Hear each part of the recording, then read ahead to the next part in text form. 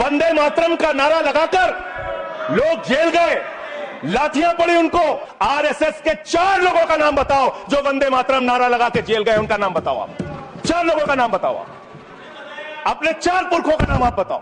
आप नहीं बता सकते क्योंकि आजादी के आंदोलन में आपका कोई इतिहास नहीं। कभी आप कहते हो सरदार वल्लभ भाई पटेल आपके हैं।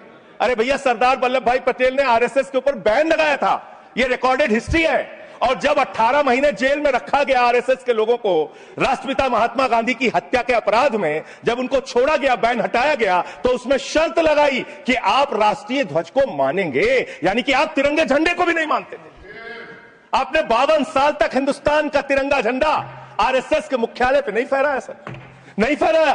और 3 लोगों ने आरएसएस के मुख्यालय पर जब ये झंडा फहराया, उन तीनों के नाम मैं पढ़ रहा हूं, विजय, उन्मत्त, दिलीप, इन तीनों लोगों के खिलाफ आरएसएस ने एफआईआर दर्ज कराई। किस अपराध में? कि हमारे दफ्तर में तिरंगा क्यों फहरा दिया। और कितने साल तक मुकदमा लड़े? 13 साल तक मुकदमा लड़े। यह है आपकी असलियत।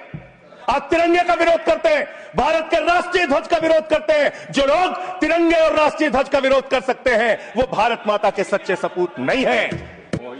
आप भारत के राष्ट्रगान का विरोध कर रहे हैं। आपके मुख्य पत्र में भारत के राष्ट्रगान का विरोध लिखा गया है।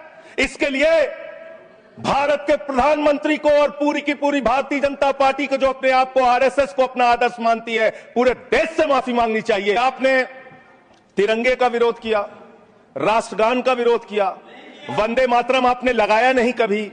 कोई आपका व्यक्ति देश की आजादी के आंदोलन में जेल नहीं गया। कभी आपने कोई देश के लिए, हमारे यहां अवधि में कहावत है, नाखून कटाए के शहीद ना बना भैया। तू तो नाखूनों नहीं कटाया भैया, बिना नाखून कटाए शहीद बना चाहता है। जिन्ना के साथ आपके कितने गहरे और मधुर संबंध थे, क्या इस देश के लोगों को पता है? नहीं पता, मैं बताता हूं। श्यामा प्रसाद मुखर्जी जी फजलुल हक की गवर्नमेंट में फाइनेंस मिनिस्टर थे, और फाइनेंस मिनिस्टर रहते हुए उन्होंने अंग्रेज गवर्नर को चिट्ठी लिखी थी। यह चिट्ठी लिखी है। आपने भारत छोड़ो आंदोलन के खिलाफ, आपके नेता, जनसंघ के पहले राष्ट्रीय अध्यक्ष और तत्कालीन गवर्नमेंट में जो वित्त मंत्री थे, उन्होंने चिट्ठी लिखी अंग्रेज गवर्नर को और कहा कि भारत छोड़ो आंदोलन, जो हिंदुस्तान के क्रांतिकारियों का आंदोलन था, जो देश की आजादी का आंदोलन था, वो आंदोलन कुचल देना चाहिए, खत्म कर देना चाहिए। यह है रिकॉर्डेड हिस्ट्री आपकी। जिन्ना और आपके रिश्ते क्या थे? कितने मधुर रिश्ते थे। एक राज्य में सरकार नहीं बनाई मान्यवर इन्होंने। नॉर्थ वेस्ट फ्रंटियर, सिंध प्रांत और फजलुल हक की गवर्नमेंट। फजलुल हक वो शख्स है जो पाकिस्तान बनने के बाद वहां की सरकार का गृह मंत्री बना। आपके रिश्ते उन लोगों के साथ थे, यह देश को पता होना चाहिए। आप भारत की सेना को 4 साल के अग्निवीर पे लेके आ गए, जो हिंदुस्तान की सीमा की सुरक्षा करने वाले हैं, जो वंदे मातरम का नारा लगाते हैं हमारे जवान, हमारे सैनिक, जो -50 डिग्री टेम्परेचर में सियाचिन में, प्लस 50 डिग्री टेम्परेचर में जैसलमेर में भारत की सीमाओं की रक्षा करते हैं, इस मातृभूमि की रक्षा करते हैं। उनके पीठ में छुरा मारने का काम आपने किया, उनकी नौकरी 4 साल की कर दी अग्निवीर की।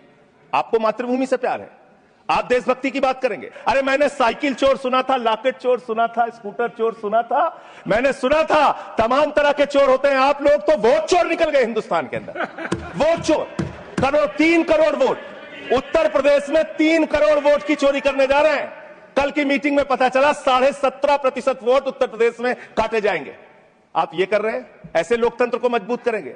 ऐसे आप मातृभूमि की सेवा करेंगे? हमने फिल्मों में सीन देखी है, डाकू लोग आते हैं, जय भवानी जय भवानी जय भवानी कह के, और वो गांव का गांव लूट के चले जाते हैं। जय भवानी कह के गांव का गांव लूट के चले जाते हैं। हम इस देश के अंदर किसी भी सरकार को वंदे मातरम और भारत माता की जय लगाकर देश को लूटने की इजाजत नहीं देंगे।